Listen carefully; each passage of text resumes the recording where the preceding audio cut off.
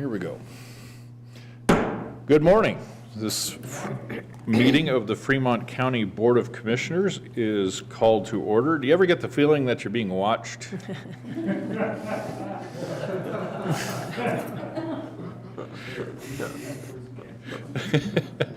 Let's begin this morning with our invocation by Bradley Buck from Bridge to Life, followed immediately by our Pledge of Allegiance. Please rise and join us in the invocation. Father, we are thankful that you are a God who is gracious and merciful, who's slow to anger and ready to forgive. We also acknowledge your rule over us.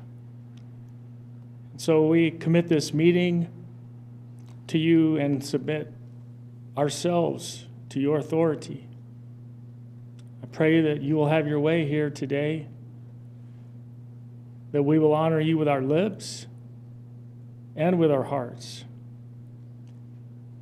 that you will have the place in our lives that you deserve for the sake of your reputation and also for the sake of the people of Fremont County. Amen. Amen. I pledge allegiance to the flag of the United States of America and to the republic for which it stands, one nation under God, indivisible, with liberty and justice for all.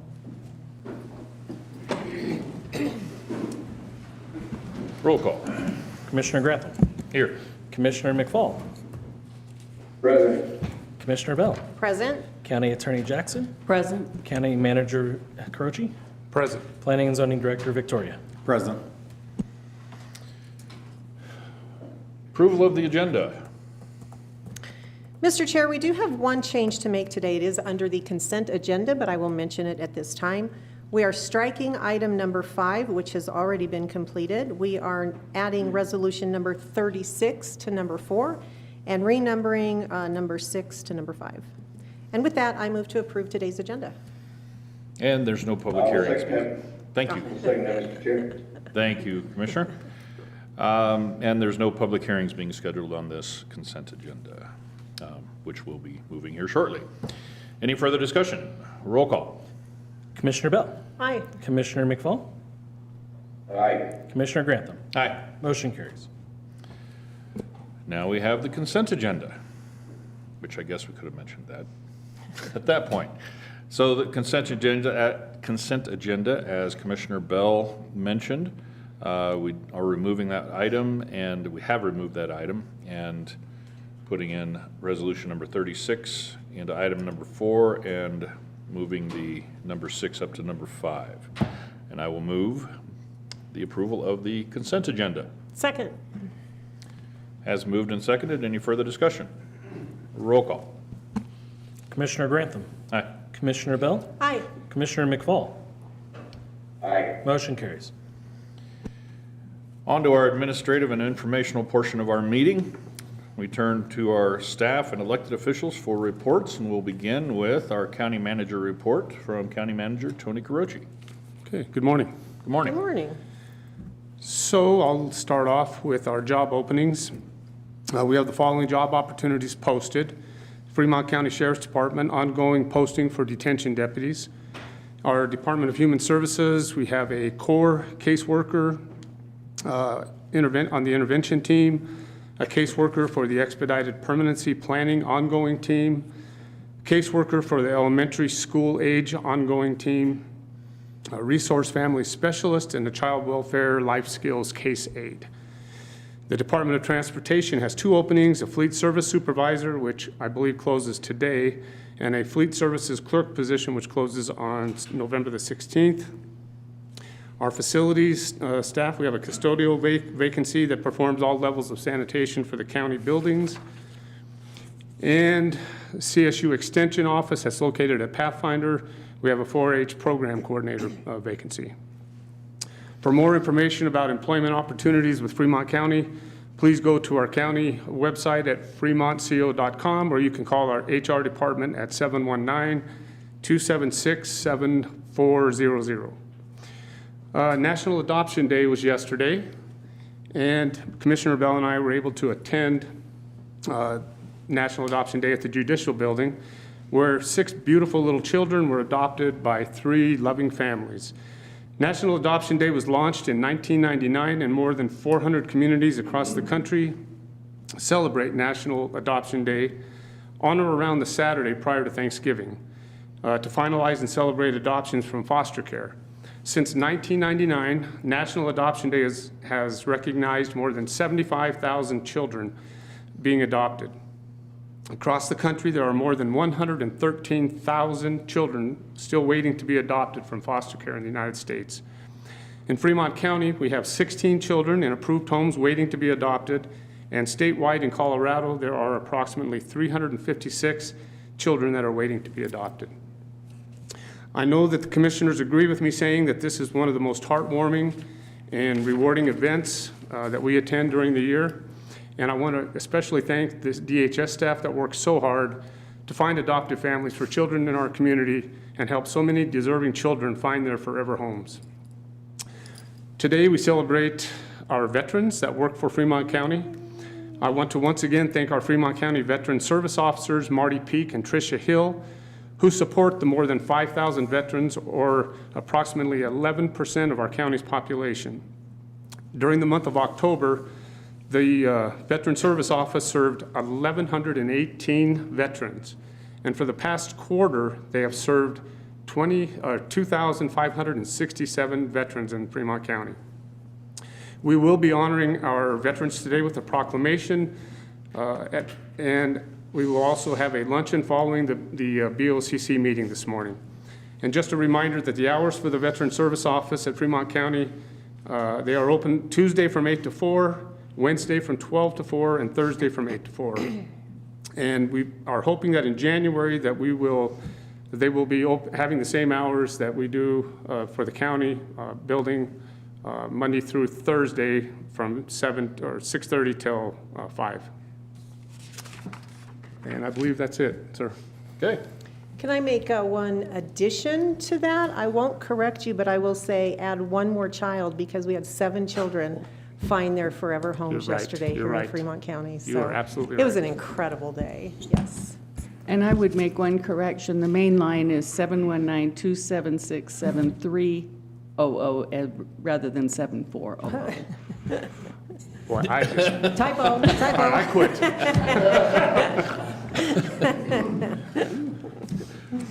The complaint line, however, is 7400. Your tie looks great. Oh. Something's got to be going for me. All right, thank you for that report. Any reports from our elected officials? Mr. Clerk, please. Thank you, Mr. Chair. Election day has gone and passed. However, if your signature was rejected by the bipartisan team of judges, Wednesday is your last day to cure your signature so that we can actually count your ballot. If you do not, be expecting a nice phone call from the DA's office, who will be following up on the signature not cured. There are many races, and the election went off without a hitch. I want to thank the election judges, the staff, oh my gosh, the staff, and just everybody and their support during the election time. We've already started next year's primary.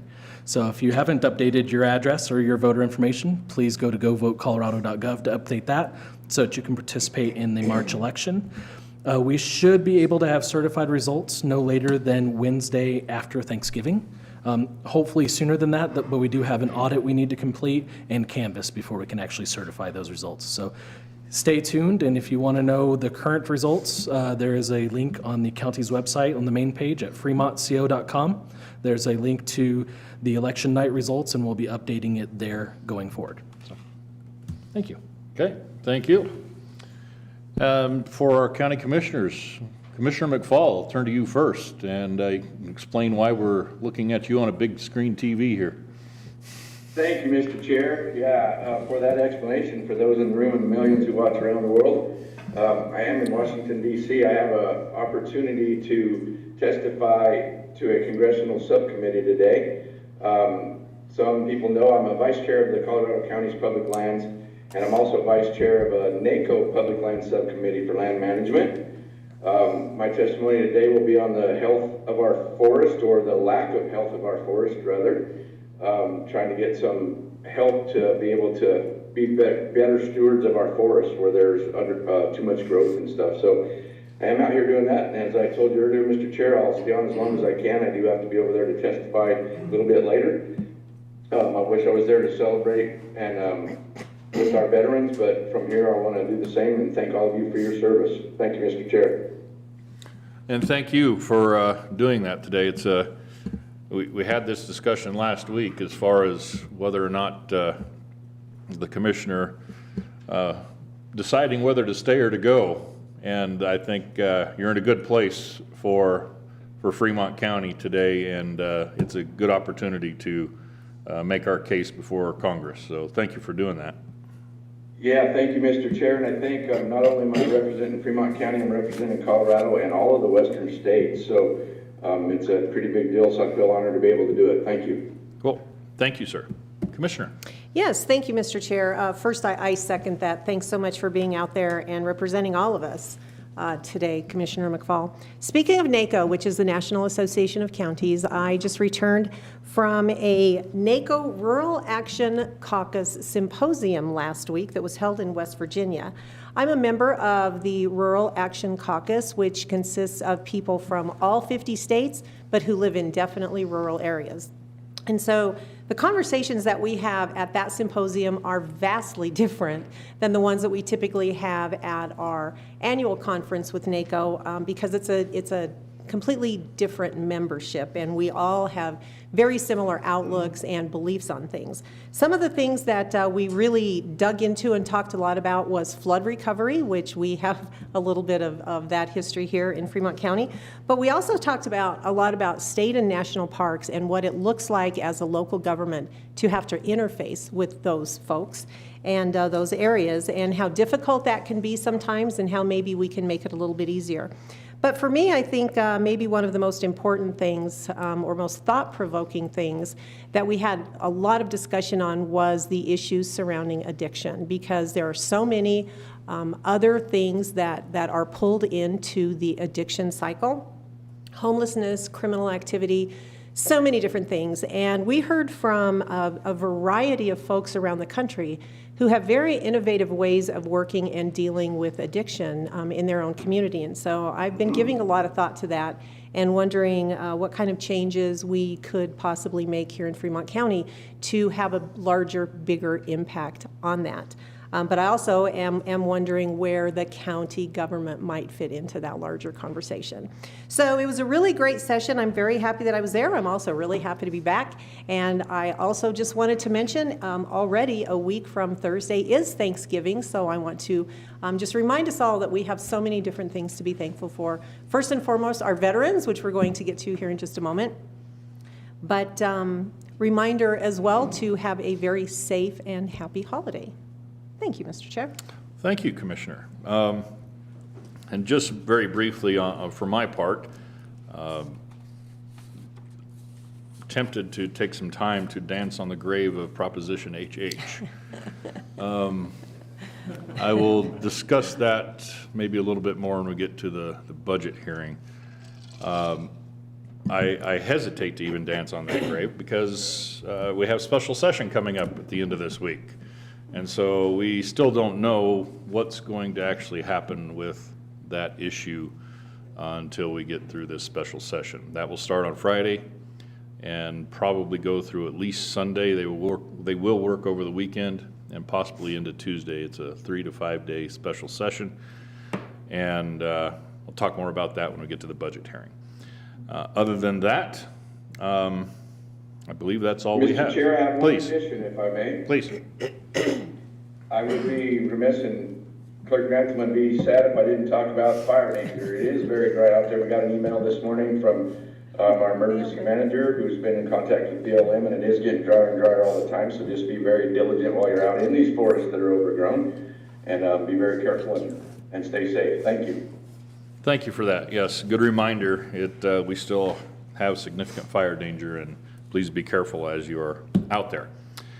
If there are no others, we will go on to the next item on our agenda, which is a time for citizens who wish to address the commissioners on a matter not scheduled on the agenda.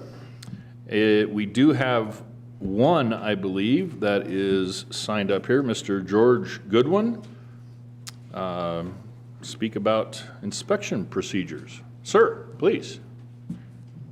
After careful consideration, I don't think I'm in the right venue. I would like to have a personal sit down with you and the county manager over a personnel issue, because I do not think it's appropriate to use names in this venue, and there's possibility of legal action that will possibly come as a result of it. So if your office would contact me with the time that my wife and I can sit down with you.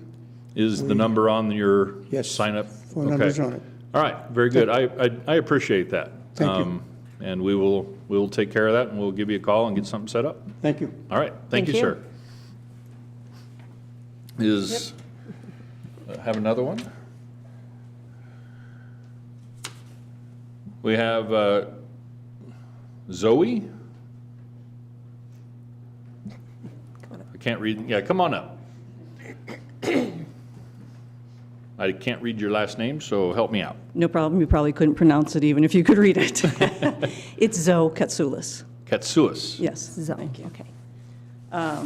I wasn't sure if the budget was still being discussed. If we're talking, if you want to talk about budget issues. Yes. In regard to this, then we do have that public hearing coming up a little bit later on in the meeting, and so I can save you for that point in time. Okay, is that preferable to wait until then? That's preferable. Okay, That is, so thank you for that. okay, All great. right. Thank you. Thank you.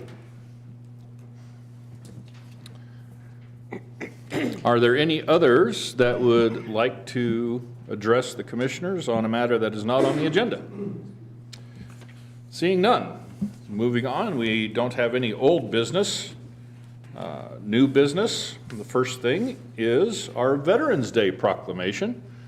So I know many are here in regard to that item on the agenda. And so I think we will begin with Commissioner Bell, our official reader, who will get things rolling with our proclamation reading. All right, thank you, Mr. Chair. I just would like to say, bear with me. We have a lot of really good things to say about our veterans here in our proclamation, so I am going to read the entire proclamation, and then I'm going to do roll call and name all of the veterans who currently work here in Fremont County, because we're so proud of the folks that work for us. Okay. Whereas the greatest acknowledgement of our freedom is to honor our armed force veterans who have sacrificed and in many instances paid the ultimate price for our freedom.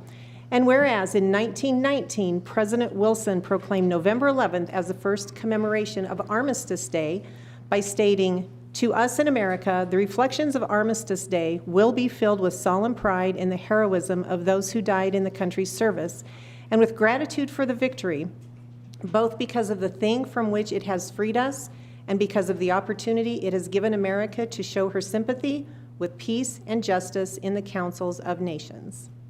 And whereas Fremont County citizens, along with millions of other Americans, can attest to the importance of veterans' sacrifices for and contributions to our freedom and security.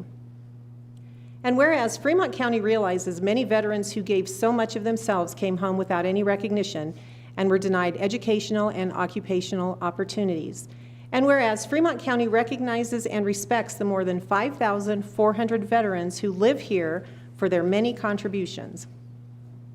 And whereas both men and women of our armed forces continue to be an inspiration to all of us through their demonstration of courage, leadership, and commitment in service to our community and country. And whereas we in Fremont County always will remember and pay respect to our military community, both active and inactive, for their contribution, dedication, and commitment to the cause of our freedom. And whereas Fremont County would like to specifically recognize the veterans who currently serve as Fremont County employees. Jeremy Amendola, Petty Officer, 3rd Class, U.S. Navy. Christopher Belfield, Specialist, U.S. Army. Lee Cook, Specialist 5, U.S. Army. Christy Jo Corey, Master Sergeant, U.S. Army. Chad Curtis, Sergeant, U.S. Army. Brighton Duval, Sergeant, U.S. Army. William Erskine, Specialist, U.S. Army. Wendell Franklin, Corporal, U.S. Marine Corps. Caleb Gillick, Corporal, U.S. Marine Corps. Caleb Howell, Private, U.S. Marine Corps. Alejandro Jimenez, Specialist, U.S. Army. John Keller, Staff Sergeant, U.S. Army. Andrew Lewis, Technical Sergeant, U.S. Air Force. Erica Mallett, Sergeant, U.S. Army. Darren Meek, Staff Sergeant, U.S. Air Force. Mario Merez Gomez, Sergeant, U.S. Marine Corps. Alistair Nolan, Petty Officer 2nd Class, U.S. Navy.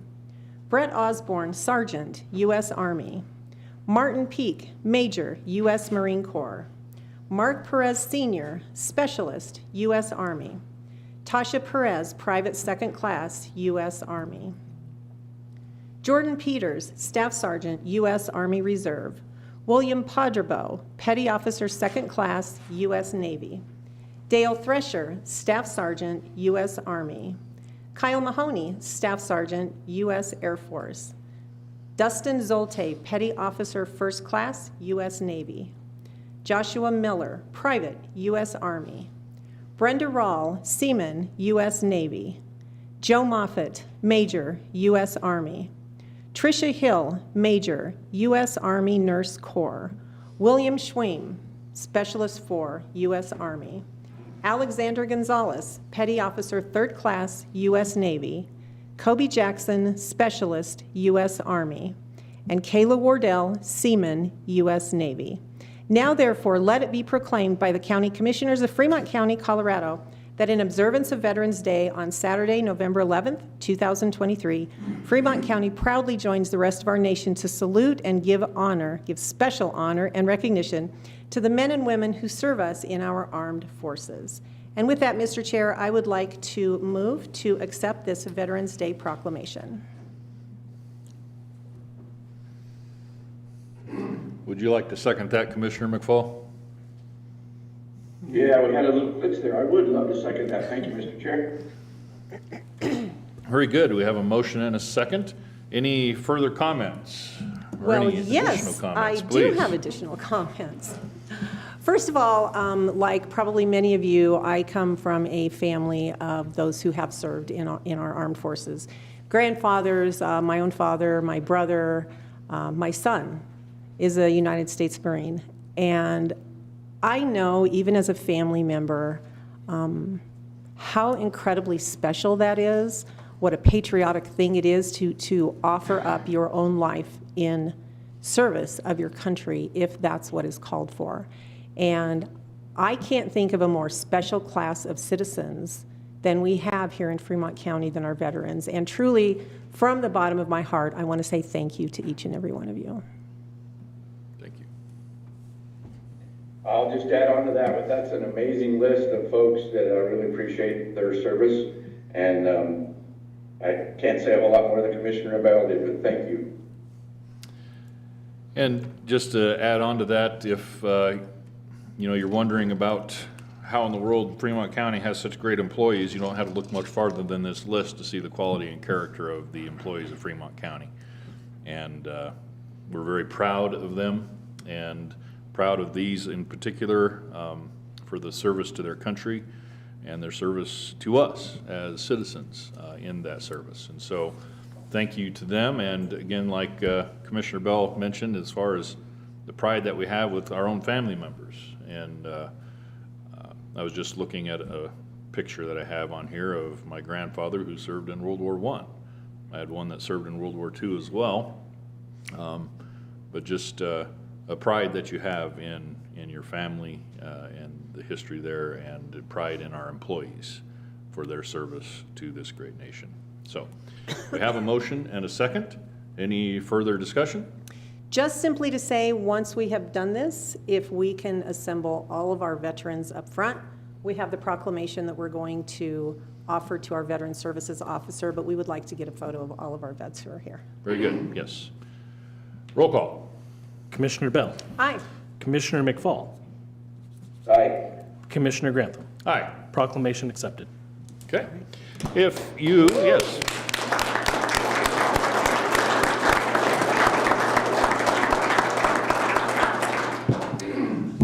Veterans, would you please join us right here, and we'd love to get a picture with you.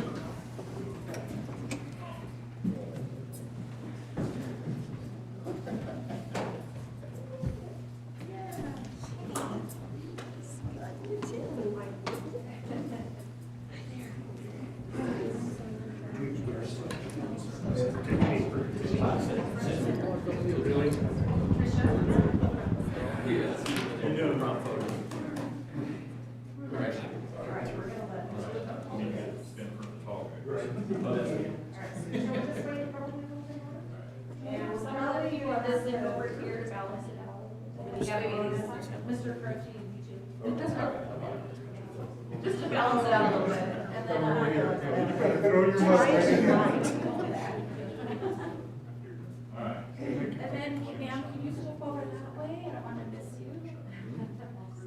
And then, sir, right behind Commissioner Bell, can you scooch that way? Yes. I don't want to cut anybody out. Gotta see everybody.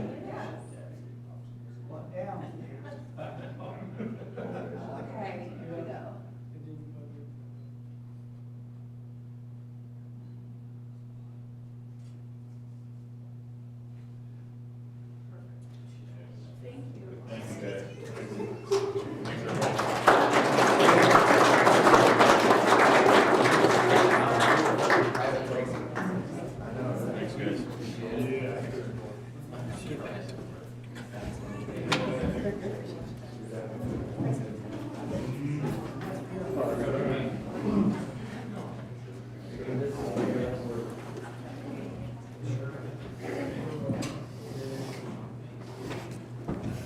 Carrie, did you get Dwayne in the picture?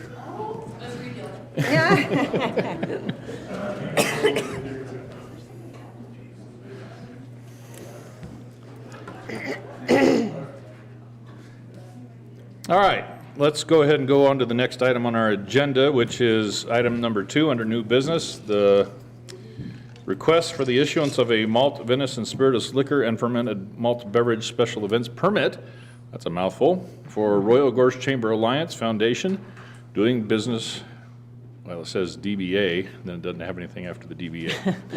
All right, for an event at Pathfinder Park Event Center.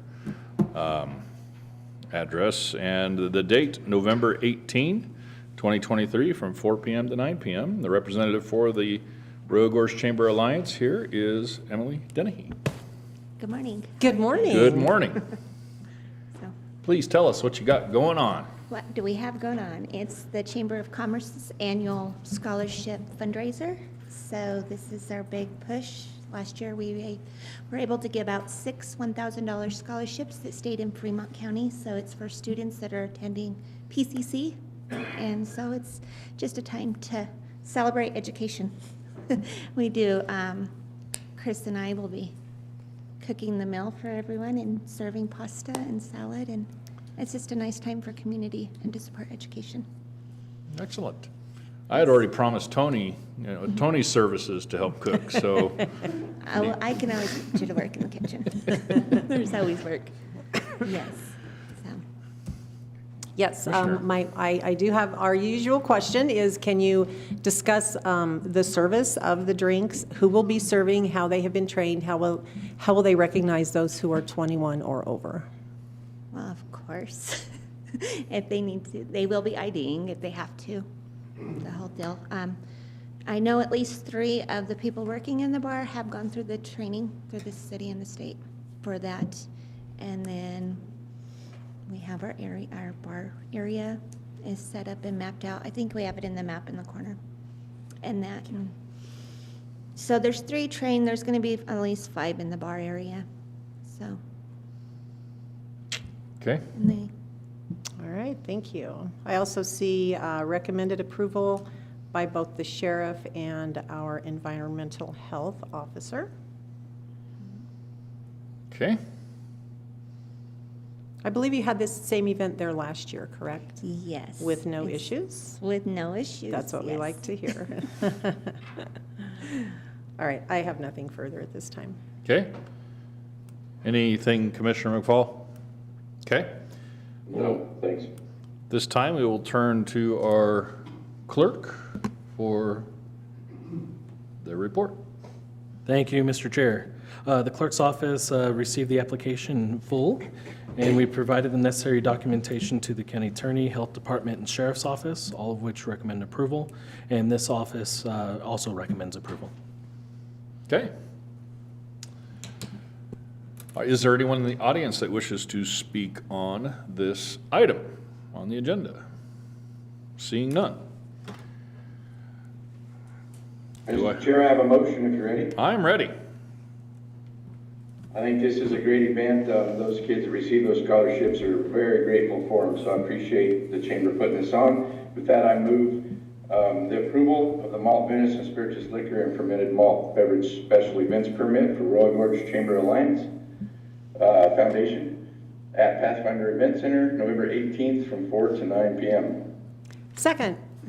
It has been moved and seconded. Any further discussion? Roll call. Commissioner McFall. Aye. Commissioner Bell. Aye. Commissioner Grantham. Aye. Motion carries. Thank you. Thank you, Emily. Thank you, guys. Thanks so much. And looking forward to seeing you guys. We'll see you there. See you there. See ya. And, oh, by the way, before you leave, are you still selling tickets to that, or? Yes, we are still selling tickets. You can go online to our webpage, or you can come into the office. To and the pay for your Chamber tickets. Alliance webpage or the office here on 424 Main Street. 424 Main Street for tickets to that. Yes, sir. All right, thank All you. right, thank you.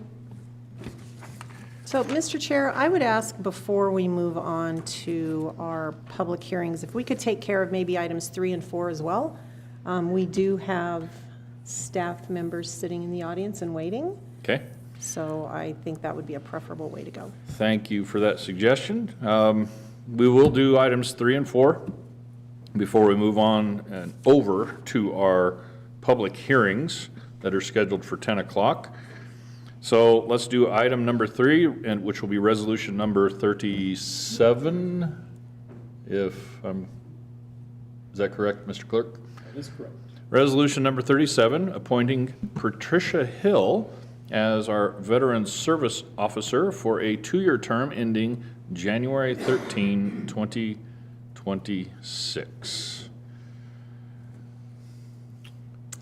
Any comments? I Or would a just like to motion? mention a couple of quick things out of this proclamation, Please. or this resolution, if I may. The Veteran Services Officer has heretofore been a part-time position, serving approximately 20 hours per week. We have determined that the Fremont County Veteran Service Officer should be open to serve the citizens of Fremont County on the same schedule of other offices.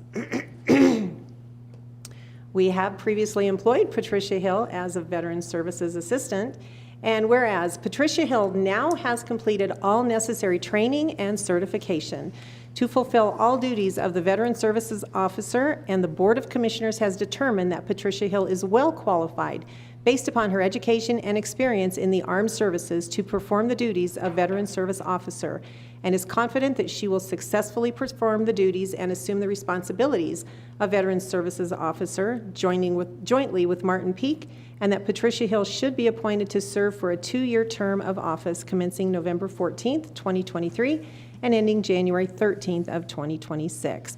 I would just say, Mr. Chair, I had a conversation a little bit with Ms. Hill and discovered just how arduous of a process this really is to become qualified and certified. And I just want to say once again, this is yet another example of the fine people that we have working here for Fremont County, and how lucky we truly are to have the folks that we have. So I just want to say thank you to you for your interest in completing this and for the great job that you're doing for Fremont County. Yeah, just real quickly, Mr. Chair, I agree with Commissioner Bell. I had a conversation with Ms. Hill a couple of days ago, and she finished this rigorous training very swiftly, actually, compared to the time frame that she had. So congratulations to you. Thank you. Is there a second in that as well? Yeah, there is a Or is there a second. motion? There actually was not a motion, There but was not a there is motion. Thank you. one ready. I didn't think so. Okay, my yes, apologies. Mr. Chair, I move to approve Resolution Number 37, appointing Patricia Hill as Veteran Services Officer for a 2-year term that will end on January 13th of 2026. I second that. Now there's a second and a motion. Just to add my comments before we go to roll call on that, ditto to everything, and we really enjoy having you here and the help I'm sure that you are to Marty. One of the things that goes maybe unsaid in this resolution is the fact that our Veteran Service Officer, Marty Peak, and all the hard work he's been doing for the last several years have led to this necessity. And his outreach to our veterans and our veterans community here in Fremont County has necessitated us doing this. And so that's a good thing, by the way. And so welcome, Tricia. Great to have you. And this is a good thing. And if there are no other comments, roll call. Commissioner Bell. Aye. Commissioner McFall. Aye. Commissioner Grantham. Aye. Motion carries. Okay. Thank you both. Congratulations and thank you. And resolution number 38, item number 4, next on the agenda. Acknowledging that Fremont County is a broadband-ready certified community by the Colorado Broadband Office and the Governor's Office of Information Technology. And to talk about this is Rachel Miller, our Fremont County Grants Administrator. Hello. Good morning, Hello. Rachel. Good morning. So a while back, Fremont County applied to the State of Colorado Broadband Office to be broadband ready. So essentially, it's a checklist just saying that our community is ready to apply for funding through the state and other places to just expand and bring broadband into our community. So I will go ahead and read the resolution. So, resolution acknowledging that Fremont County is a broadband-ready certified community by the Colorado Broadband Office and the Governor's Office of Information Technology. Whereas the state of Colorado recognizes the critical importance of fast, reliable, and affordable broadband internet access as a necessary tool for communities to engage in work, education, healthcare, and commerce. And whereas Governor Jared Polis signed Executive Order D-2022-023, which establishes a goal of connecting 99% of Colorado households with access to high-speed broadband internet by 2027. And whereas the Advanced Colorado Broadband Grant Program will provide Colorado communities with state and federal funding on a competitive matching basis to execute broadband projects. And whereas to help local communities understand their role and in ways they can plan and execute broadband projects, the Colorado Broadband Office developed the Broadband Ready Community Checklist, a set of tangible, voluntary tasks that will help local communities and their partners successfully plan and execute broadband projects. And whereas Fremont County has demonstrated successful completion of Broadband Ready Checklist and has been designated a Broadband Ready certified community by the Colorado Broadband Office. Now, therefore, be it resolved that Fremont County Board of County Commissioners adopts the following. A resolution designating Fremont County, Colorado as a broadband-ready certified community. Section 1, Fremont County has been recognized as a broadband-ready certified community by the Colorado Broadband Office and shall maintain certification for a period of 3 years from the date of the certification letter.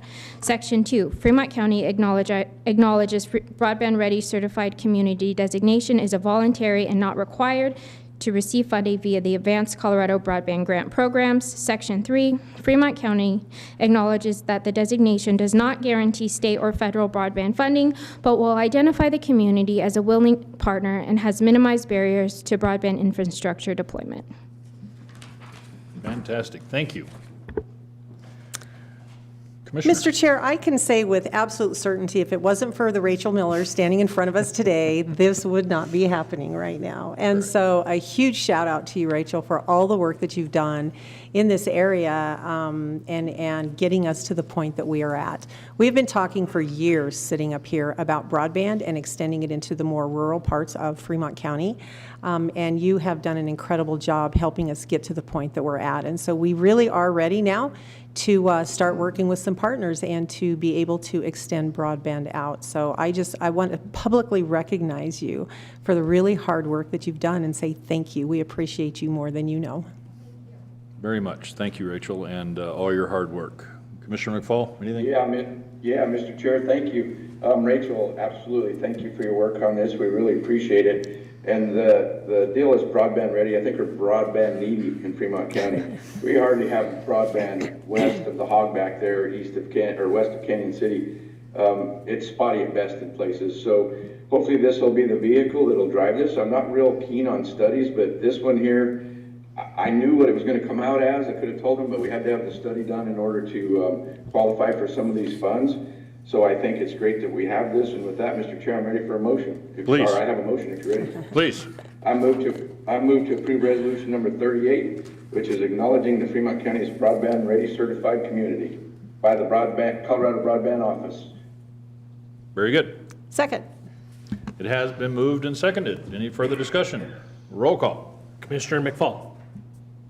Aye. Commissioner Bell. Aye. Commissioner Grantham. Aye. Motion carries. All right. Thank you, Rachel. Thanks Appreciate so it. much. With that, it is 10:10, and we do have public hearings scheduled, and so we will move on to our public hearings portion of our agenda. Item number 1 is zone change number 1, Barry 23-002. Gentlemen, thank you for being here today. Much appreciated. Thank you.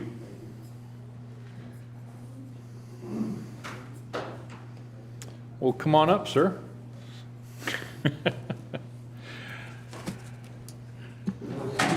We will, Would you turn the microphone on, yeah, please? turn the mic on, George. There we go. Thank you. Hello, how are you today? Good. Please tell us what you got going on here, George. You want the long version or the quick version? Yes. You're going to get the version. We're dealing with a piece of property that is zoned currently as being low-density residence, I believe. And we are, long and short of this is the neighbor, Mr. Knox, is older and he cannot take care of his irrigated hayfield any longer. So he approached his neighbor about buying and purchasing the hayfield from him. When we got started, it sounded like a pretty easy boundary line adjustment, no big issue, which it isn't as far as that's concerned. What we didn't realize at first is that the property that Mr. Barry owned was actually zoned in a lower density zone district. And so in the process of doing the boundary line adjustment, we determined that we needed to now do a zone change. Basically because he's adding over 25% to his lot. In this process, we also come up with another issue of a house that was built prior to regulations of 1968, and we were insisted upon doing a non-conforming use on it, which in my opinion, that should be grandfathered in because it existed prior to any regulations in any fashion whatsoever. It is something maybe to look at for future projects and issues down the road. Which brings us basically to the zone change, which we are going from the lower density to a higher density of property. It is not going from a high density to lower, we are actually going reversed. And that is to allow the agricultural use, which has continually and always been done on the subject property. The use has been always agricultural. The property has been used that way for many years before any of us were around to deal with it. And it is surrounded on 3 sides by the ag suburban zone district that we are wishing to go to. It seems as though it is kind of a typical existing spot zoning that maybe never should have been spot zoned. If you have any questions, I'm more than happy to answer you. Okay. Any questions initially? Not at this time. Okay. Then we will turn to our staff for a staff report. Mr. Victoria. Hello, everyone. Hello. So here we have Barry Zone change number 1, file number 23-002. The purpose of this rezone is to change the zone district from low-density residential to agricultural suburban. The applicant believes this property was improperly zoned as livestock was being raised on the property when the zoning was established. Livestock is not allowed in low-density residential zone district. Additionally, the applicant has a separate application submitted with the Planning and Zoning Office for a boundary line adjustment. The applicant's lot, located at 1422 Walnut Street, is currently 1.02 acres in the low-density residential zone district. The additional acreage which the applicant wishes to add is located in the agricultural suburban zone district. The percentage of land in the AS zone district is in surplus of 25% of the applicant's current LDR zoned lot, which makes a formal zone change application a requirement per Fremont County Zoning Resolution Section 2.4.3. Property is located in 1422 Walnut Street. It's zoned low-density residential. As George said, it has agricultural suburban on 3 sides with low-density residential across the roadway. There are no estimated changes to the traffic count. One access point has Fremont Sanitation District and Canyon City Water. Let's see, for agency comments, FCDOT, no concerns. The fire protection plan, no concerns. Engineer, no concerns. No waivers are being asked for. The recommendation from my department is, having found the application is in compliance with the requirements of the Fremont County Zoning Resolution, staff recommends approval of the zone change 1 from low-density residential to agricultural suburban with no contingencies or conditions. Okay. Thank you. Any questions for Mr. Victoria? Mr. Chair, a comment if I may. Sure. Just, there's no telling how this was determined when it happened. It's kind of a unique situation, which I think that Dan's office has handled very diligently and looking at it and making sure that everything is in compliance with the change. So I really don't see a problem with it. It's just hard to say that, why it happened to start with, and I guess we can't assume what happened, but it is what it is, and I don't see a problem with it. Thank you. Thank you. I have lots of assumptions, but I'll save those. Commissioner Bell, anything? Yes, I just have a quick comment. This seems pretty straightforward to me. I also agree that it was done improperly to begin with, so we're doing the steps that we need to take as a county to fix this. But I also just want to mention, we often talk about how we don't have a lot of questions often because our packets are so complete. This is actually a 60-page packet that we're looking at. There's a lot of information there, and so I just would like... Next one's going to be upwards of 200. I just would like to make that note, that it's a lengthy application. It was a very complete application. Kudos to you for completing it appropriately, promptly, and giving us all the information that we need to make the decision today. Thank you for that. Thank you. Thank you, George. And I would just like to say, if you could make some thought processes anyhow about existing buildings that were prior to the zoning regulations, some way of making them into some sort of a grandfather type of thing instead of having to go through a certain additional paperwork, would be super. And something of this nature, I believe, could be handled within the department and not necessarily having to not trouble you, but actually formally go to a meeting as this type. Okay, appreciate that. Thank you. Any other comments? This is a public hearing, so I will open up the public hearing for any comments regarding this item on the agenda, the zone change at 1422 Walnut. Don't run, slow down. I don't see a rush of people coming to the mic, therefore, going once, going twice, close the public hearing. Any further questions or comments? I have one quick question, Please. if I may, for Mr. Victoria, just for clarification. Our note says the applicant has a separate application submitted for a boundary line adjustment. We will be seeing that in the near future, is that correct? Boundary line adjustments are handled in office. Okay. It's just we cannot process it until this is decided upon in order to finalize that application. Okay, perfect. Thank you for that clarification. Thank you for asking for that. And with that, Mr. Chair, I have a motion. Please. I move to approve zone change number 1, Berry 23-002, from low-density residential to agricultural suburban at 1422 Walnut Street. I'll second that, Mr. Chair. Thank you, Commissioners. We have a motion and a second. And before we go to the roll call, just to kind of chime in on some of those issues, George, we're aware of those. Obviously, getting past this singular issue right now on the zone change is paramount. So we'll be having more discussions when it comes to that other stuff coming up shortly. And I'm more than happy to discuss it with you at any point in time. Thank you, sir. We know Thank you you. are. There is nothing else. Roll call. Commissioner Bell. Aye. Commissioner McFall.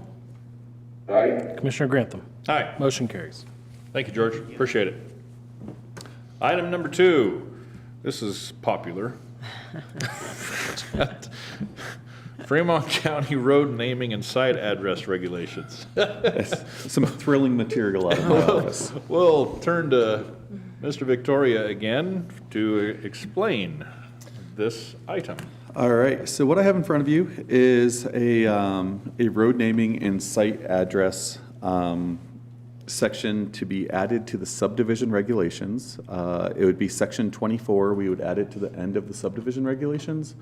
And then when my department finishes the zoning resolution and move on to the subregs, we'll address everything and get it all in order at that time. Okay. The purpose of this is we are notified by the GIS authority that the dispatch system is going to be switching over to a GIS-based dispatching system in 2024. And we're aware of multiple driveways, as they're known, that leave a county road, go in for miles, Y off at multiple different intersections, and 20, 30 homes, and they all have the main county road address. Right now, my regulations do not allow my department the ability to offer a solution for a road name and to be able to address accordingly for first responders in the case of them being needed. So the county's got multiple different roadways that are unnamed. This regulation that we're asking for would allow for the ability for my department to contact individuals on an unnamed area, give them a few different options, let them have a voice in the process of providing a name to their roadway, and then making sure that, you know, the Elkhorn isn't used for the 30th time within the county, and first responders may get confused and go to the wrong Elkhorn. On the wrong side of the county. On the wrong side of the county. This gives my department the opportunity to start cleaning up some of those errors and make things safer for everyone. Right now, code enforcement is responsible for all of the addressing within the county. And when we find out that there's an area that's been misaddressed, it's our job to readdress it as well.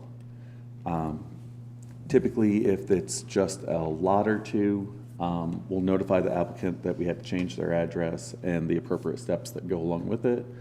But when we are notified of the large address discrepancies along 115 a few years ago, we took holidays into account. We waited till after everyone got their packages for Christmas. We sent out letters letting people know that in, say, 30 days, we're going to be doing an address changing based off of first responders and so forth. We try to take every step we can to alert folks of what the inconvenience is going to be and what's going to be coming.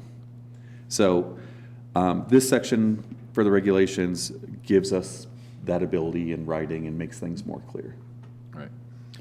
This sets the table for getting to fix This many of the issues that we currently have. Yes, sir. This allows my department to start fixing our problems. Yeah.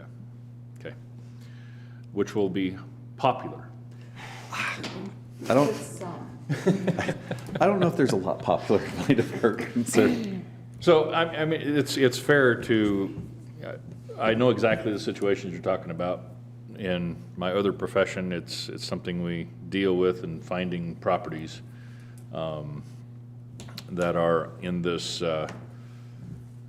this tree branch thing that comes off the main road, but they all have that same county road address, but there's a dozen or 24 roads off of that county road, and you might have to take multiple turns off of that single road off the county road in order to get to a residence. And this is what we need to hopefully fix that for our first responders, et cetera. So I didn't see any issues in this. Are there any questions for Mr. Victoria? I have none, Mr. Chair. Okay. So one thing it's worth mentioning, the Planning Commission wanted to double check that we were notifying the appropriate agency in this policy, and I did check with emergency management, and they confirmed that we do have the correct individuals in there. And one of the other concerns from Planning Commission was just that we would take every effort to try and notify our citizens that there would be a big change coming if it's a large number of folks. So those are all things that we address. And just to emphasize what you said about the timing of this is obviously important. This is not going to be something where we're going to be changing addresses going into the holiday season. We most certainly are not. We most certainly are not, and this isn't my department trying to do a full audit and fix everything overnight. The big push for this is to try and start getting things in place so we could make changes for that GIS rollout. Right. Okay. I'm just, recalling back in the day, and we probably all grew up in a situation, or most of us probably grew up in a situation where we had rural route addresses, and it made no sense. It was for the post office's convenience and how they did their rural routes. And remember when we first got our addresses many, many moons ago, I didn't realize that we were still having to do this in rural America. And here we are talking about this. So this is a public hearing, and so I will open the public hearing and give an opportunity for anyone who wishes to speak on this to speak. Mr. Hall, is it possible you want to speak on this? I know this situation very distinctly, dealing with several 35-acre plus subdivisions going in. It has always been my process to actually check the website, check with the county planning and zoning department, and to put names on the roads. Whether that actually gets recognized or not recognized, that's a different subject. However, with you guys doing your new zoning to the R1 zone district, I believe it is, in The larger district, George? it's R1, the new one that you're dealing with? R1 is the smaller one, R3 is the largest.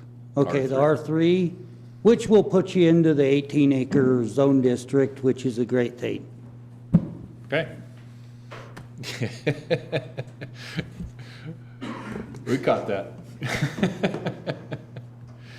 Any other comments on this? Mr. Clerk? I usually don't chime in on these subjects because it's none of my business. However, Next. because we have 3 elections coming up and because USPS cannot and will not forward ballots in envelopes to individuals, can we coordinate to make sure when this is happening, it's after an immediate election? Absolutely. Thank you. Which all around would make the beginning of the year best overall anyway on that. No? After an election? March election has already started for me. So, we're always in the and middle of ballots some go out in elections. January. So the best time to actually roll this out, if you wanted to do it in '24, would be in July. So best to coordinate, or Yes, at least please. inform with the clerk's office on that. the voting. I will be in contact with you. Thank you. Okay. Thank you for that. Any other comments from our citizens in this public hearing? If not, we will close the public hearing. Any further comments or questions? Is there Yeah, a, Mr. Chair, just to comment real quick, I think, I guess the importance behind this whole thing is first responders. It is kind of a cumbersome task to get your address changed. And I know there'll be some complaints for that, but that one time when they call for an ambulance or for a fire truck and they go to the wrong side of the county, like you said, we'll make this all worthwhile. I know it's not an easy thing to do, but I think it's a necessity. Thank you. Thank you, sir. Do we need to do is this by resolution, or are we just approving this section? Assign a number, we'll do a resolution. We'll do a resolution, so we will assign number 39, I believe, is where we're at. Yes, that is correct. Okay, 39.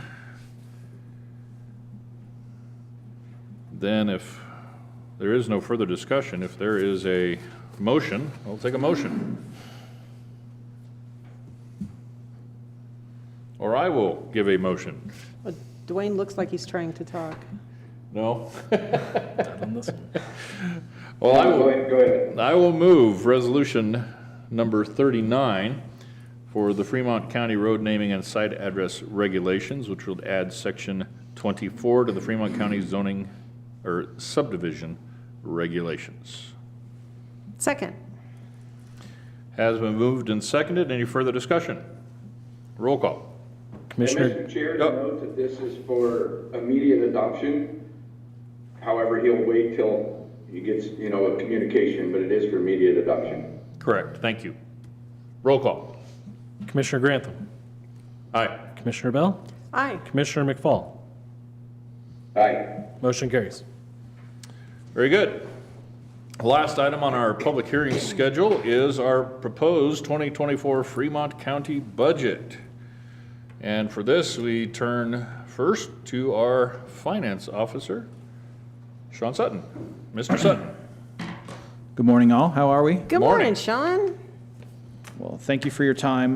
Before I start the 2024 draft budget, I thought it would be important that I thank all the department heads throughout the county that helped this year, the elected officials, BOCC sitting before me, and the county manager. Without all of you, the process would have been much more difficult. But maybe even more importantly, the staff that I work with directly, Sheris and Alicia, both made the process much easier as well. So thank all of you. And without further ado, we'll start with the 2024 draft budget. So the first slide that you see here is our strategies for 2024. We look to provide quality services to Fremont County citizens. We look to provide a fiscally responsible county budget, preserve Fremont County assets, maintain fund balance, and then continue to address the increased requests and increased expenses for 2024. By following these strategies, we believe that we can create a fiscally sound 2024 budget. The next slide just goes over a little over our revenues for 2024. So we are projecting an increase of 16.2% in the assessed property valuation from 2023 assessment. Based on this information, this would affect the four funds as followed: $760,000 in the general fund, $29,000 in airport, $77,000 in road and bridge, and $244,000 for social services. I won't get into these very much as later in the presentation, both myself and the BOCC will be going over some additional options, and will be determined, obviously, what's going on with the state and different mills. So we are projecting retail sales tax and auto use sales tax collection both to decline in from the 2023 estimates. And it's not necessarily doom and gloom. As I like to say, it's just being conservative and creating conservative revenues.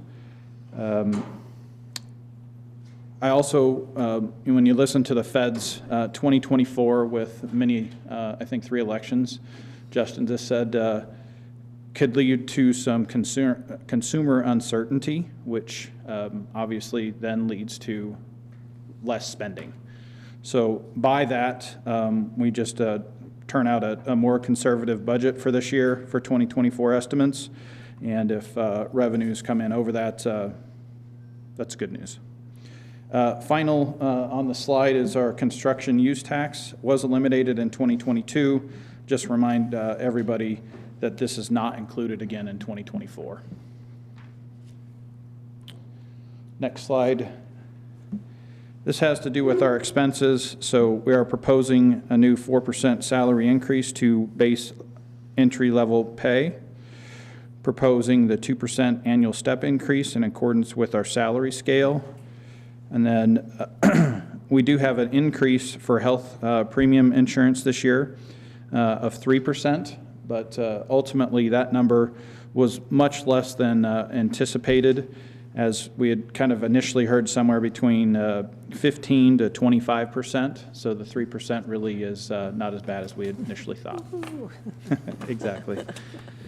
I didn't put this on anywhere on the expense, but I did want to take just a minute and thank the BOCC, County Manager Carochi and Alicia in HR, because the one that isn't on here has to do with our retirement.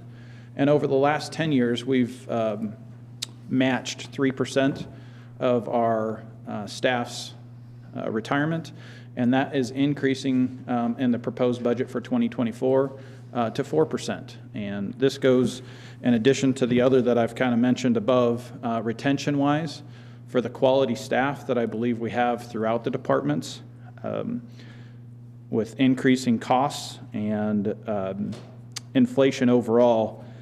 By doing these things, it keeps quality people here. The next is addressing building improvements that are obviously needed and throughout the county-owned buildings, keeping up with increased operational costs, building reserves that can be used for bridges and other grants, looking for grant opportunities to be used throughout Fremont County projects. And then we, in the finance department, we continue to monitor all national and local finance factors to see if we need to change or amend any budget. The next slide. Thanks, Tony. So this is the American Rescue Act Plan. A lot of you may remember this, but it's called, short is ARPA. The Fremont County Commissioners elected to declare the full amount as lost revenue, and therefore the full award is eligible to be used for governmental services under the Treasurer's final rule. Fremont County received a total of $9,292,165. To date, we have issued $4,483,517 to our community. These funds have been given to special districts and grant programs for small business, churches, and nonprofits. I believe these have been very fiscally responsible, managed-wise, and all good uses of these funds. So you may be asking, what's the additional $4.45 million? So we have allocated or committed these funds to be used, which was required by the ARPA rules. So it's been committed by 2024, and these will be spent by 2026.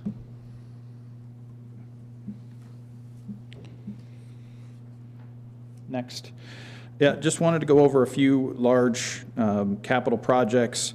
The first that you'll see there is we applied for a grant for Grandview Bridge. I want to thank Jay, our county engineer. He's really been kind of a big deal and moving this project forward. I also want to point out Rachel Miller in the finance department, our grants person. She's been a big help in moving this forward. Felt like it kind of stalled out maybe a little bit in previous years, but this will be a project that starts in the first quarter, it sounds like, of 2024 and finished by the end of second quarter or beginning of third quarter. So it may cause a little bit of problems for you over there off the Steinmeier area, but it is a bridge that was recognized that needed to be replaced in Fremont County. Second bullet is Pathfinder Park, so improvements and new playground. If you haven't been out to Pathfinder Park, you're really missing what's going on in Fremont County. We've got two beautiful facilities out there right now. With the completion of our pavilion, it was, I guess, quite the project, but was completed in time for the fair this year. I know Dwayne pushed pretty hard, making sure that the contractor was completing that. But overall, we've got new playground equipment out there that we're looking at, and then the existing rodeo grounds, maybe some improvements out there as well. So maybe a paving project, but overall, just some improvements out there. Equipment and vehicle upgrades for various Fremont County departments. We're looking at a housing assessment study. I know how much Dwayne likes those studies, so moving forward on those. The broadband project, as Rachel was just up here before, so we are broadband ready, and we're moving the needle forward on that. That's exciting. We'll get partners on that and continue to move that forward. And then building updates and upgrades throughout Fremont County. And then the final one on my slide is the drainage plan out at the airport. We've had some flooding issues over there throughout the years, and this is a project that is large and hope to get some matching funds. Worked with Wes, and again, county engineer, and Rachel, and again, moving this project forward as well. Next is the property tax revenue that I discussed earlier. So you'll kind of see this graph started off in 2017. Property tax revenue then was $5,369,000, relatively flat over the 3-year period, with an increase in 2020 to $5.9 million, almost $6 million. Flat again in 2020, 2021, with an increase to $6.9 million in 2022. Which is pretty consistent then for 2023 and then the draft year 2024. So as I said, with what's going on at the state over the weekend, and then some discussion that the county commissioners have had, this is just a conservative number at this point, and we'll continue to look at what the mills actually truly bring in. So Sean, on those numbers right there, that's all of the county property tax revenues, correct? Yes, sir. Not just the general fund revenues? All correct. Correct, okay. Yep.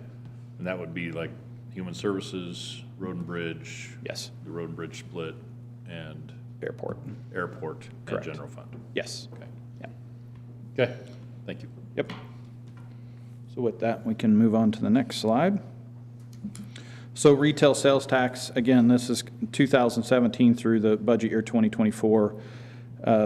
You'll see 2017, we started at 4.6 million. And as you follow the graph up, we're nearly double that just, 6 short years later. A lot of that has to do with inflationary factors here in Fremont County. So while you might say, hey, this is a good thing, not only do the increased costs affect our tourism, but it affects people here in Fremont County as well. So as I said, in talking with Clerk Grantham, we've just taken a more conservative approach this year with maybe some less revenue at the $8.25 million. Not doom and gloom, just being a little bit more fiscally responsible. One thing I would add to this slide, if I may, Sean, is that increase has happened pretty dramatically. Part of that increase came with the Colorado Supreme Court ruling that all online sales inside the state of Colorado, any online retailer who does business, I think, of $100,000 or more annually, must collect and pay sales tax to state, county, and city. That made an incredible difference here in Fremont County because suddenly everything that everyone orders online, we are now collecting sales tax on, which we did not have the ability to do that before. So I just want to be clear that I think that's made a really, really big difference for us here in Fremont County. Thank you for pointing that out. Thank you. Yeah. We used to call that the Amazon tax. Yes. There you go. So there it is. You can kind of move on. Yes. Again, auto use sales tax would be the next slide. Again, so started at back in 2017 at 1.1 million. increase 100,000 in 2018, relatively flat in 19 and 20. We've kind of got an outlier year. I know we've discussed, Kevin and I, throughout my tenure here. 2021 was just kind of an outlier at 1.5 million, 1.575 million, I guess. Little reduction in 2022, slight increase in 2023, and then we're just being, again, more conservative with the 2024 budget at $1,275,000. This has to do with maybe some less recording, fewer purchases, again, based on a conversation that I had with Clerk Grantham. Not doom and gloom, certainly. Beginning fund balance is the next slide. So kind of picked out our 4 largest funds here just for everybody kind of to see and review. The first in red is our general fund. So you'll see being conservative, starting in 2019, we were just over $3 million. We have grown our fund balance to just under $10 million for the budget year 2024. Sheriff fund started just under $2 million in 2019. Did a great job of building reserves through 2022. You'll see a little runoff over the last 2 years. That has to do with a couple large projects on the building itself. Some plumbing upgrades, different things. Obviously, maintaining a building like that can be quite expensive. In addition to a nice purchase of some new vehicles that you'll all see here before too long. Road and Bridge always does a good job of maintaining their fund balance. They do look at kind of what their revenues are going to be for the beginning of the year, and then match expense-wise. So started at about $2 million, and they're ending at about $2 million as well. Department of Human Services, I do want to note, started at about $1.8 million back in 2019. Through a conservative budget, again, they've grown their budget, or excuse me, their beginning fund balance to nearly $3 million. So being fiscally responsible, and I think Kim being able to say no to Tony very a few times probably worked out pretty well.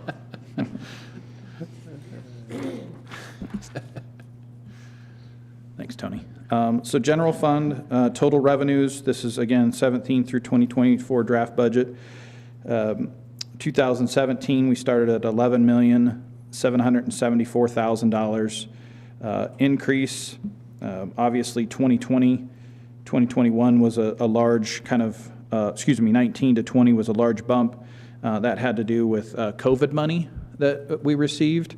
So jump from $13,240,000 to $16,639,000. Just a slight decrease in 2021.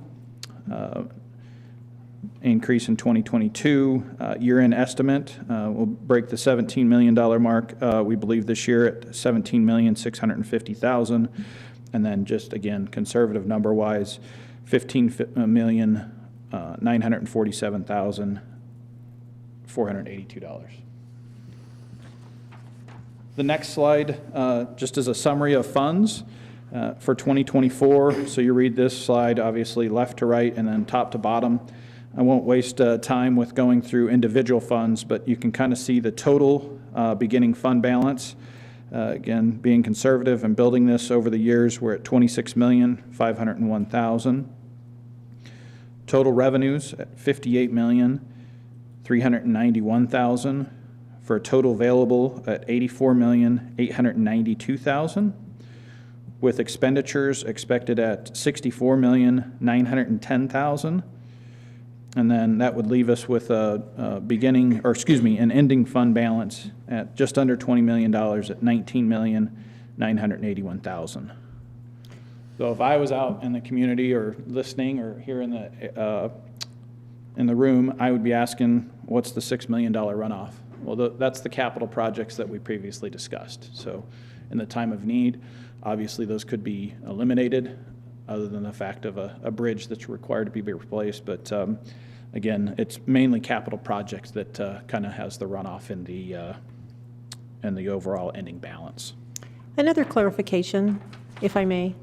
I believe the budget available number of almost $85 million is a little bit misleading when you look at it, because we have so many transfers from funds to departments, back and forth, different things. We really will not have $85 million to spend in 2024.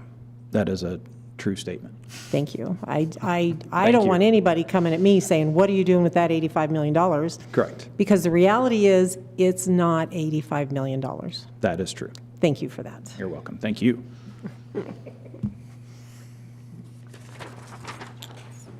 So I've got a pie chart here just for revenue-wise, again, just to kind of identify that we have several streams of revenue that come into the county. First, I kind of identify is the sales and use tax at 27%. Intergovernmental revenue, this includes PILT funding, so payment in lieu of taxes for those federal lands that get taxed, and I know the three of you are working every year to get that reapproved for us, so thank you for that. Property taxes, which a lot of people have been talking about that with HH, makes up 12%. And then you kind of see some of the other, as you identified, the internal transfers there. Debbie has identified that in there as well.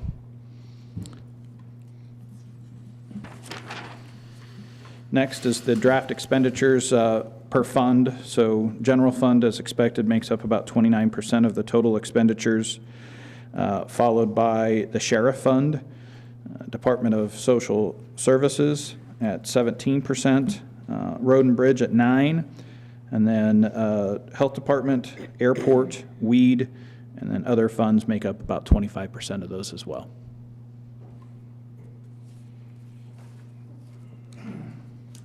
So next steps, we'll schedule a budget adoption hearing for December 19th, 2023. This will allow the finance department to update the expenses and revenues through October, and also to take into account any mill levy changes that we discuss by then as well. We do have a 2024 draft budget that has been posted to the Fremont County website at www.fremontco.com for your all's review. We also have a paper copy available here at 615 Macon during normal business hours, Monday through Thursday, 6:30 a.m. to 5 p.m. So with that concludes my presentation this morning. I know that there's some additional discussion and/or I'd answer any questions, but I think there's 3 additional slides that were added for the BOCC to discuss this morning. Well, first, let's, if we have any questions for Mr. Sutton from the commissioners. I don't have a question, but I do have a comment, Mr. Chair. Please. I just would like to say, Sean, that was an incredibly comprehensive look at not only the 2024 budget, but also a little bit of a look back on 2023, and great explanations of how we have arrived where we currently are. So I just want to say thank you, not only to you, but your entire staff for getting this all together. But as you all also mentioned, everyone else who was involved in preparing this budget, from elected officials to department heads and pretty much everyone. So I just want to say thank you. Great job. Thanks, Debbie. Commissioner? Yeah, Mr. Chair, thank you. Yeah, thank you, Sean, and I agree with everything Debbie said. Thank you to all the department heads, all the other elected officials that worked with you and your office working with them.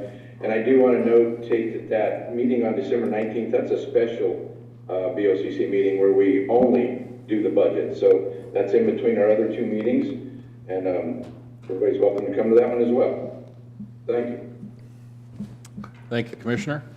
Yeah, and thank you to Mr. Sutton for all the work you've been doing and on this budget and the slide presentation.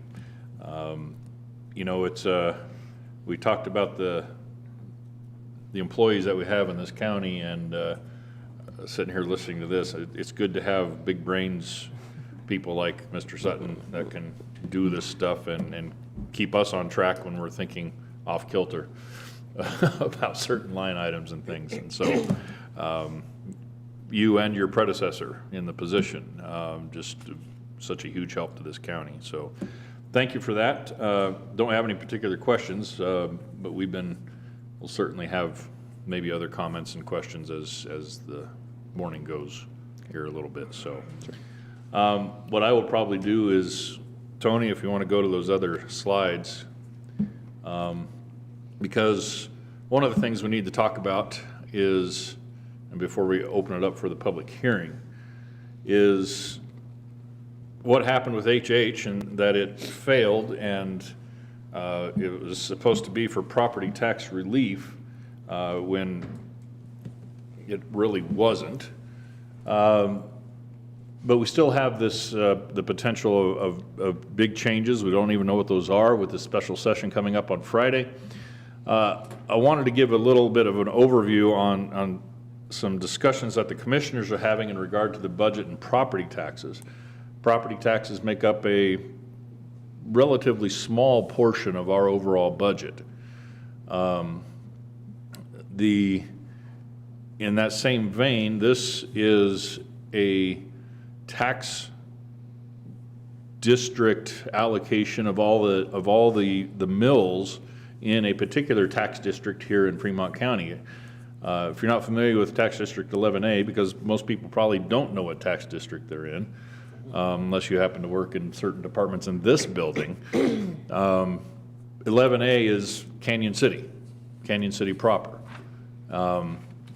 There are certainly shorter lists across the county. If you live on the west end, you're going to have a shorter list of districts that you're paying into off of your top property tax bill. Same thing on anything outside of any of the city limits, whether it's Florence or Canyon City. This is Canyon City proper, 11A, and all the districts that 11A pays into. And it's one of the longer lists, and that's why I included here. It's also mine, where I happen to live in 11A. But I just, for perspective on this, when you look at your property tax bill and what the county allocation is to that, you can kind of see the Fremont County General Fund, that fourth one on the list, is 8.44 mils. That is only 9.7% of the entire tax bill if you live here in Fremont County. That's for context for what we're going to discuss on the next couple sheets of paper, or the next couple slides. So go ahead and go to the next slide there, Tony, just to give another overview of, with a pie chart. To understand your tax bill and what we're talking about here with giving some property tax relief, that entire right side of that pie is the school. It's RE1. You have the big blue spot is the general fund. The orange one is the bond. And I believe it's that very same bond that the voters just approved in 4A to continue for the construction in the, you have something to say, I can see. I believe that's two bonds, actually. Two separate bonds. Two separate bonds. Two separate bonds, okay. It'd be Harrison and?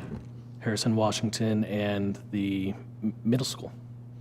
Okay, that's right, middle school. So part of that 14% was reapproved in this last election in 4A.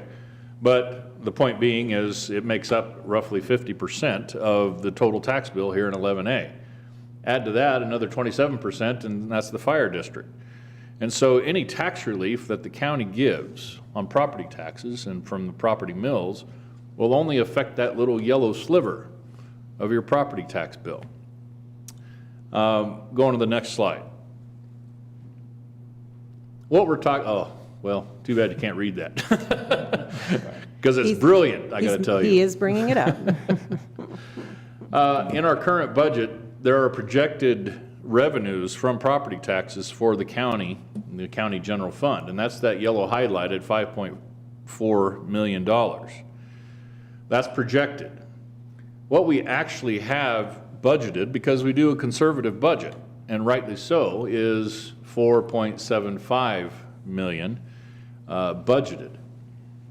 Now that's basically an 18%, I think, actually, the 18% is an increase over last year that we're seeing there next to the yellow highlighted portion. What we've discussed is the possibility of reducing our mills over on that far right side there. Tony, there you go.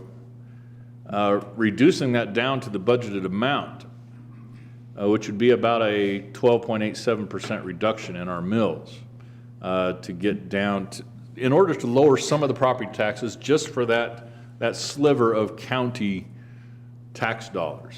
It doesn't account for the fire district, it doesn't account for schools, it doesn't account for all the other tiny little portions of taxing districts. So what that would mean, if we reduce that amount and reduce those mills, if you have, let's say, a $1,000 tax bill, this is only going to affect $100 of that tax bill because that's the county portion of that tax bill. And so that reduction of 13% off of that $100 of the county portion means that your tax bill would be reduced by $13 from $1,000 down to $987. And that's what we're looking at. And the whole reason to bring this up is hopefully, depending on what the legislature does here this weekend, because they could mess all of this up again, if it turns out that we can reduce these mills when we pass this budget, that'll be $13 off the tax bill from just that county portion. And hopefully that will encourage maybe some of our other taxing districts to take the same action. The schools cannot. The schools literally cannot reduce their mills. So it's up to the other 50% of the pie to reduce mills.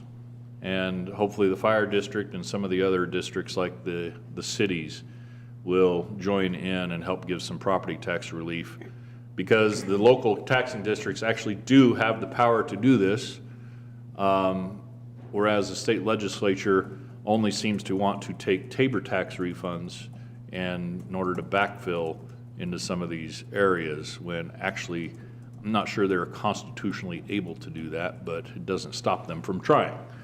So that's where we're at. The graph that's in that slide shows approximately on that last blue dot where current tax revenues have gone up to. You can see there's a slight decrease last year in this year's 2023 revenues, and then it spikes up to that 2024 projection. If you look at the projections apart from this year's decrease, it's actually right in line with where our increases would have been projected anyway. That's the direction our property tax revenues were heading. What we're proposing to do is basically keep that level in that yellow line, the orange line off to the right, to give some of that tax relief, potentially, depending on what the legislature does. I know that's a lot to absorb, but if there are any questions on that, feel free to contact myself and I can explain it further. But it's still up in the air. I want to reemphasize that. It's up in the air depending on what the legislature does this weekend, because they may put in some kind of residential assessment rate reduction. They may put in some exemptions, the front-end exemptions off of the valuations, and a couple other dozen things that they've been talking about over the last few months in case HH failed, and it did. So here we are, still knowing very little about what we'll actually get to do come December 19th. So Other than that, we budgeted conservatively. other than that, we budgeted conservatively, which we always do. And I always take this opportunity on this day to thank my two colleagues who certainly preceded me here for the conservative stance that they've taken over the years in budgeting and making it better for the citizens of Fremont County. So thank you, Commissioners Bell and McFall, for that. So anything else on that? Just a note that I would add, Mr. Chair, to all of the things you just said about this property tax issue. It's very distressing for these three commissioners to sit here and to say, yes, we know how much your property taxes have gone up. Yes, we know you're writing the check to Fremont County, but do you understand how little of that money we actually are able to keep? The rest of it gets dispersed far and wide. I think folks are always very surprised by that. So I would simply ask, when you do receive those property tax notifications, take a look at what it's saying to you, because it has those breakdowns on it. And I can't tell you the number of times that I've had to try to explain that to folks, and that I know my colleagues have tried to explain that to folks. Government is confusing. I mean, government is confusing, and this is only one of those issues. But it's also very distressing for us to realize that we can make this cut that we're talking about, and it's only going to change $100 for you if you're paying $1,000 in tax. We understand that's virtually nothing, and we still are committed to do what we can, but as our chairman did say, we are also calling on other special districts to help our constituents with this. So thank you. Anything, Commissioner McFall? No, I really can't add a lot to that, Kevin. You had a great explanation there. I appreciate that. And yeah, I welcome anybody to come visit with you, or all of us, or one of us, however that works. But thank you for your explanation there. Of course. This is a public hearing, so we will open up this to the public. If there is anyone here that wishes to speak on the budget. And now is your turn. And tell me your name again, and I might want you to spell it for me, so I could make sure I get this on here for the minutes. Thank you. I was going to ask you if you wanted to give it another try. I do not. It's Zoe Katsoulis, Katsulos. Thank you. All right. You're welcome. Katsoulis. Yes, very good. Excellent. Nicely done. I'm a resident of Florence, and I came to speak today as we're discussing the budget and the allocations for the budget.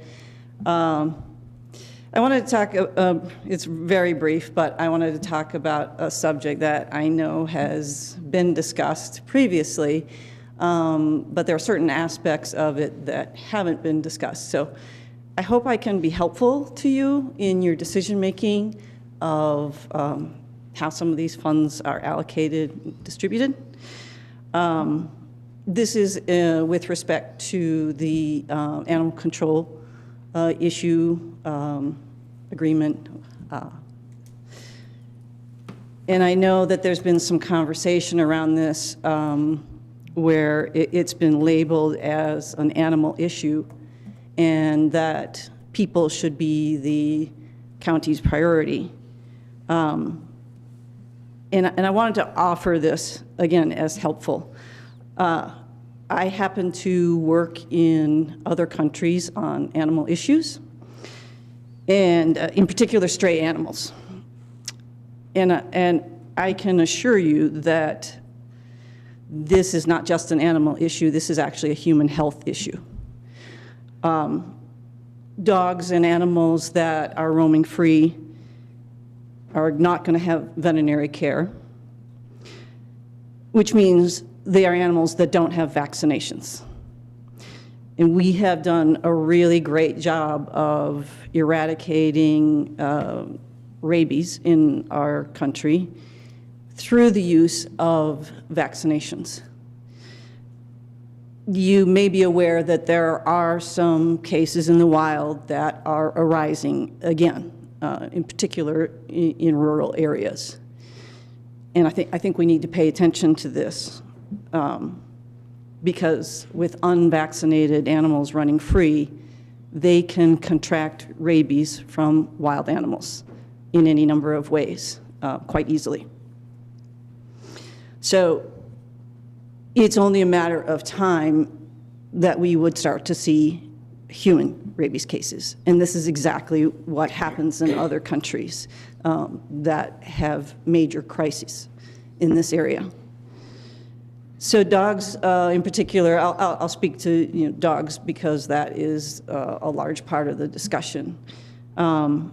They also tend to assemble into packs, as their numbers increase. And pack behavior is very different from individual behavior. This type of behavior can potentially increase the risk of conflict or injury to humans. Again, on the surface, it seems like an animal issue, but this is very much a human and a very serious health issue. The numbers of loose and stray animals are already rising, especially in our county.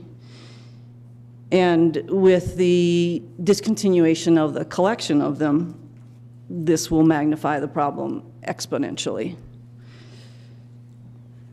One of the things that we need to remember is that in addition to not being vaccinated, these free-roaming stray animals are likely not to be spayed or neutered, and they will be reproducing.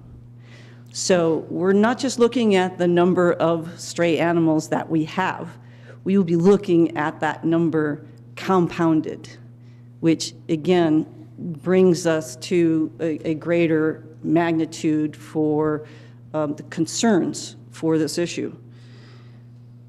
So I'm just here to urge you to consider these aspects of it. I don't have an association with any particular organization here. It's my concern as a citizen of the county for both the animals and the people of the county. And I hope that we can find a way to come to some sort of agreement, allocation, whatever it takes, so that this can be addressed before it gets out of hand.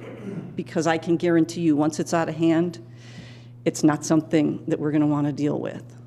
So appreciate the work that you're doing on this, and I know that there are several parties involved in solving it.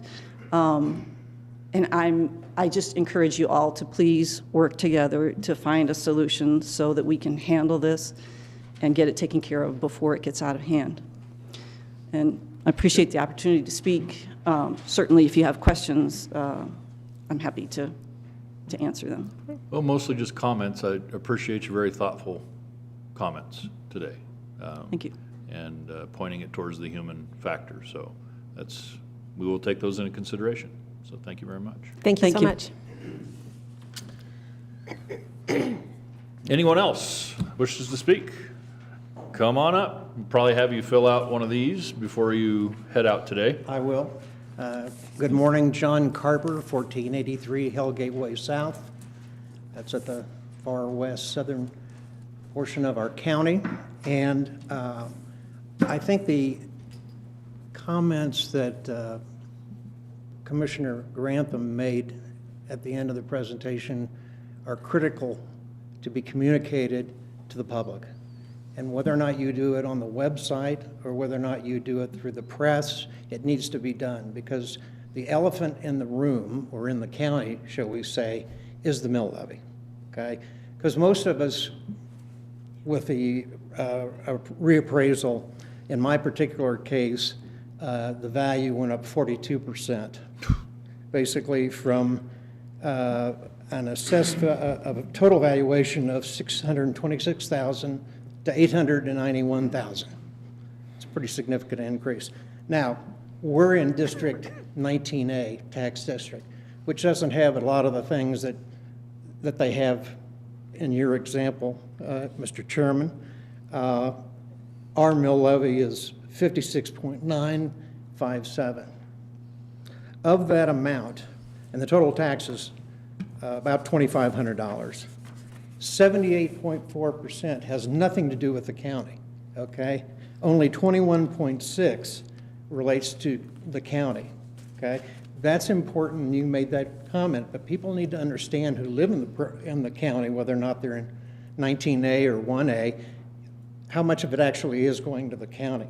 But people are really saying, okay, with the reevaluation, what's that going to do to me? All right, and I think you all will do your best to try to reduce the mill levy for your portion as best you can. And I respect the budgeting process that's taking place here. We don't know about the rest of the county relative, which most of it, as you've pointed out, is the school district. But the real reason I'm here is the budget for the department, the DOT. Correct. I live, as I said, on the southwestern side, and Oak Creek grade has been a real problem for many, well, really for the last year or two. I've owned the property since 2003, lived there since 2017 permanently. And the factors obviously that are affecting that are weather, which continues to be a problem for not just Oak Creek grade, but for the entire county, and the amount of traffic that we've got. We've got a lot more construction and residents going in out there. It's creating a lot more traffic between here and Westcliff, and it's dangerous. And one of the issues that I have is it's a 30-mile-an-hour speed limit. It's not being enforced, okay? And you have vehicles that are coming up and they are spinning their tires and they're tearing up the road. So it's not an easy task for the department to try to keep it maintained when people are driving that fast. And we are having a few accidents. We've lost a few over the years. So anyway, my reason for being here is to ask you to take another look at the expenses, because right now the increase in expense for the budget from estimated 23 to 24 is about 2.5%, which I don't think is enough.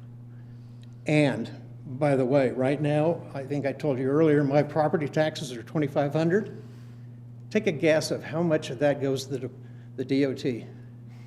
$37.16. Now, I'm here representing myself, but I can tell you there's a sentiment up where I live that people are saying, hey, look, if 0.85 mil levy for that fund is not enough, then let's raise it, okay? I'd be more than happy to pay more than $37 to have a better Oak Creek grade. Thank you. Thank you, sir. Much appreciated. Appreciate both of our commenters today. Is there anyone else that wishes to speak? And I will, again, thank you both for your comments and to the point. Mr. Chair? Yes, sir, please. Mr. Chair, I've got to go. I appreciate those comments as well. And I know you guys can handle the rest of the meeting, but I've got to go testify. So All right, sir. Good see luck. y'all soon. All right. Good luck. Thank you. Do us proud.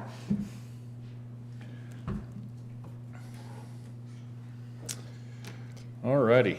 Just a final note on Yes. the budget. You have mentioned, or Commissioner McFall did mention, that we have the adoption date set at a different meeting in December, but just the note that that does mean today's item on our agenda, this public hearing, is actually a non-action item, so we will not be taking a vote on this. Correct. So, okay. And now that he's off the screen and not listening, I probably should have said this when he was listening, but this is a big deal that he's getting to do. It's not every day you're asked to testify in front of Congress. And so I think, at least for my part, and I believe maybe for Commissioner Bell's, we're kind of proud of him getting to do this. Just being in a position where you're asked to do something like this, and his involvement, and Commissioner Bell's involvement over the course of the years, being in the right place and being involved as he is, to be put in a position to be able to testify in front of Congress about our public lands. So really proud of him and being able to do that. So anyway, I guess if there is no other comments, I will close the public hearing. And again, thank Katsoulis. That's the one, okay. Katsoulis. All right, and Mr. Carper, thank you both for your comments, and we will take those into consideration and an analysis. Any other comments on this? This is not an action item, as Commissioner Bell noted. but this will be something that we will continue to work on, depending on what the legislature does, up until the 19th, when we adopt the final version. So, thank you all. That concludes our public hearings. We will go back into our regular agenda. And item number 5, a resolution to reinstate and extend a moratorium of enforcement of certain provisions of the Fremont County zoning resolution regarding commercial development plans. This was a moratorium that we put in place. I don't know, maybe Mr. Victoria or Ms. Jackson, if one of you would chime in and remind us what we did here. So this was put in place to allow for the expansion of existing businesses without having them to come back and basically do the entire application process all over again. So it was a way to be a little more business friendly and allow expansion.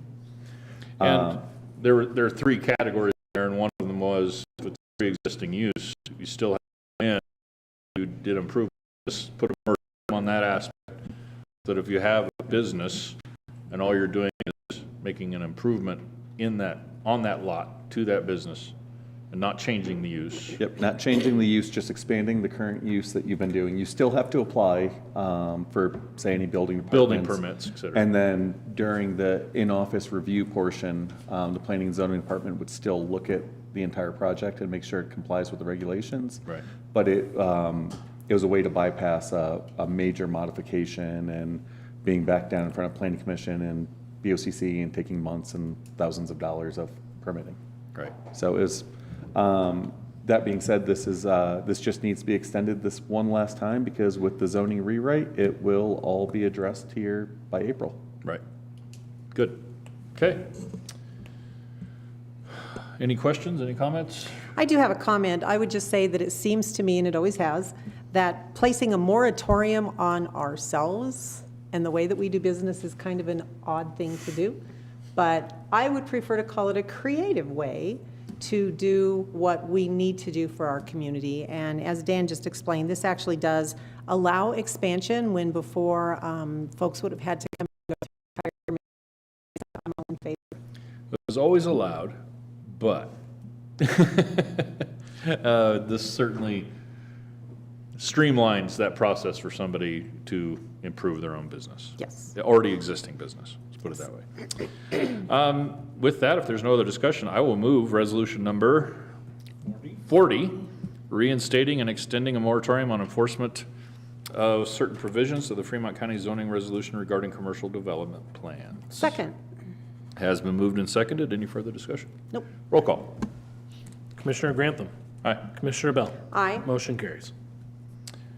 Number 6 will be resolution number 41 to reinstate and extend the moratorium on enforcement of certain provisions of the Fremont County zoning resolution regarding minimum lot size for siting of emergency services public facilities in Fremont.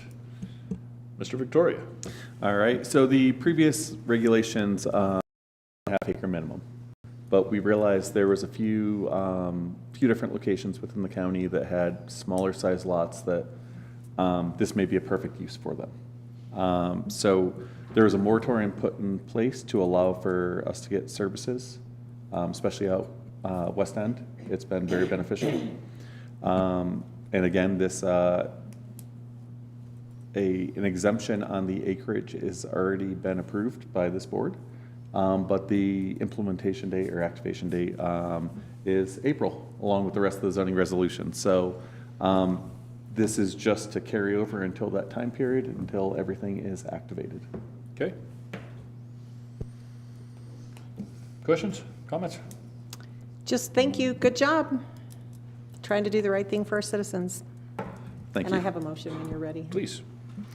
Mr. Chair, I move to approve resolution number 41, reinstating and extending the moratorium on enforcement of certain provisions of the Fremont County zoning resolution regarding minimum lot size for siting of emergency services public facilities for Fremont County, Colorado.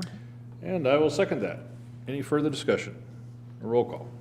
Commissioner Bell. Aye. Commissioner Grantham. Aye. Motion carries. Excellent.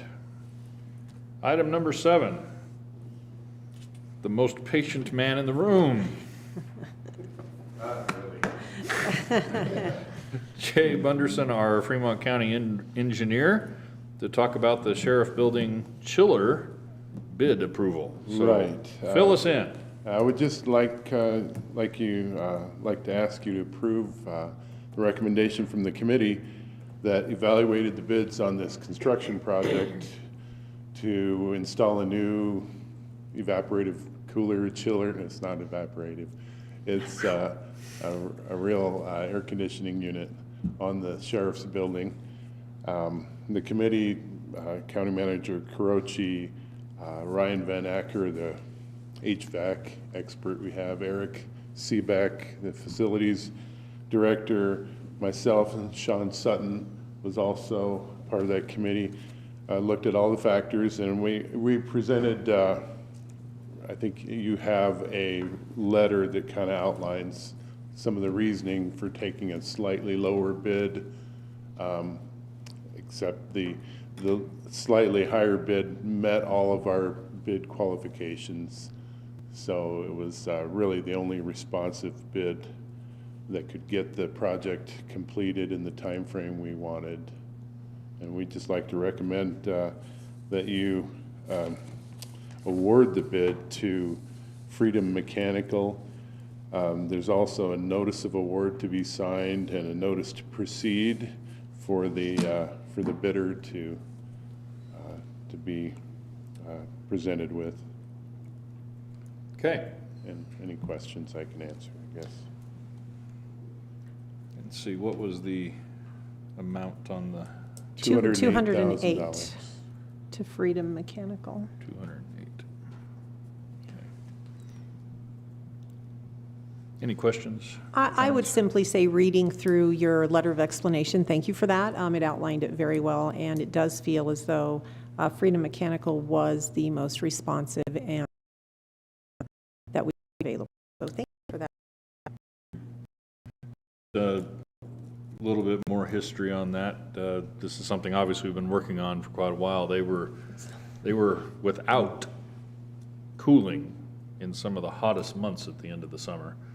And just imagine your own house without cooling during those 95 to 100 degree days. And we had to bring in temporary units to bridge that gap. And now we're in the process of getting the chillers replaced. And so we're at the end of this part of the process and hopefully get those in before hot weather moves back in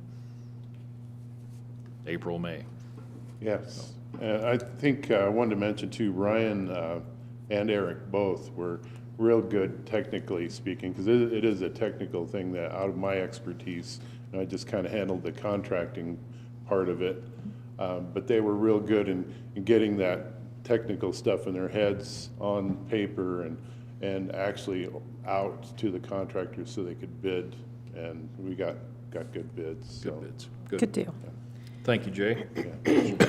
Any other questions? I would just say if it's 100 degrees outside and you don't have a cooler or an air conditioner working, the Fremont County Jail or Sheriff's Office is not where I would choose to spend time. Well, that's true. So a little uncomfortable at most times for most people, I believe, and to add, 85 degrees internal temperature is untenable. So we need to get this done. Well, with that, I will move for the approval of the chiller bid, awarding that to Freedom Mechanical in the amount of $208,000. Second. Has been moved and seconded. Any further discussion? Roll call. Commissioner Grantham. Aye. Commissioner Bell. Aye. Motion carries. All right. From this point to the end, we have a series of reappointments and an appointment to some of our boards and committees. The first one is the reappointment of Lynn Adamick to the Fremont County 4-H Sale Committee for a term ending December 31, 2026. Mr. Chair, allow me to preface this entire series of motions with a couple of things. First of all, we appreciate our volunteers more than we can even begin to say.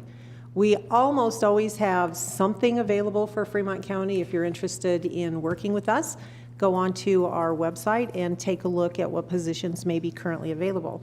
We could not do the things that we do without all of those people who volunteer, step up and serve on those boards and commissions for us. So first, just a generalized thank you to all of you. Second, I don't think we need to mention it each time, so I will mention it up front, that each of these people has expressed in writing their willingness and interest in continuing to serve or in beginning to serve on these boards. So we don't just appoint people willy-nilly. They know that it's coming. They have asked for this assignment, and we're super happy that they have. We So just randomly pick names out of the phone book. that's, yeah, well, you never know, so.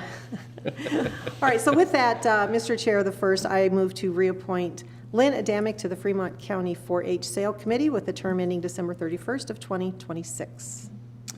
And I second that. Any further discussion? Roll call. Commissioner Bell. Aye. Commissioner Grantham. Aye. Motion carries. And all of that, ditto. I move the reappointment of Linda Valdez to the Fremont County 4-H Sale Committee for a term ending December 31, 2026.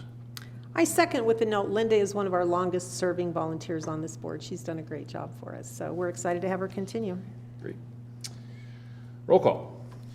Commissioner Grantham. Aye. Commissioner Bell. Aye. Motion carries.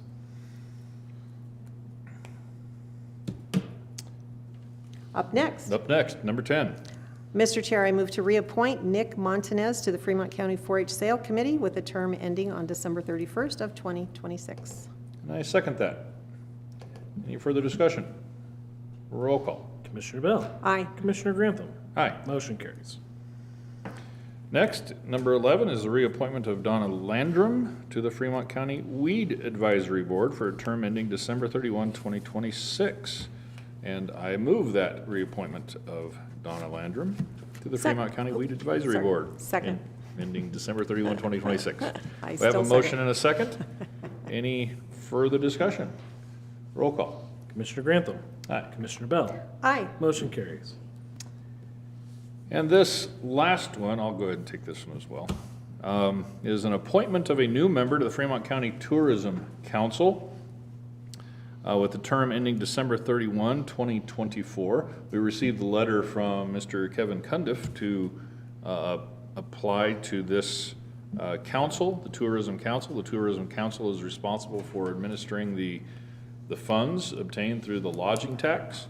And you have to be from an industry, a specific set of industries to serve on this council, and he does meet that requirement per the bylaws of the Lodging Tax Council, the Fremont County Tourism Council.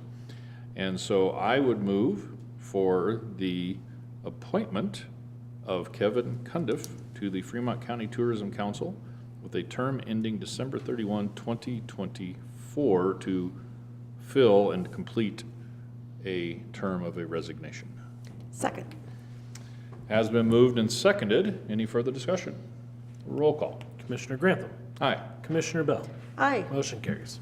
And just to, again, harp on that, that aspect of what Commissioner Bell brought up and the volunteerism that we have within the county through these committees and councils and boards, we encourage you to take a look at volunteering in any number of these. We actually have 3 more openings in the Tourism Council presently. And so if you'd like to know more about that and learn what industries you might be needing to be in order to serve on that, please contact us and we'll get you the information, and love to take a look at that and maybe get you on that council. So. And you can find those vacancies on fremontco.com under the tab, How Do I? How do Question I? mark. Yes. Question mark. Yes. All right. With no further business to come before this board, we are adjourned.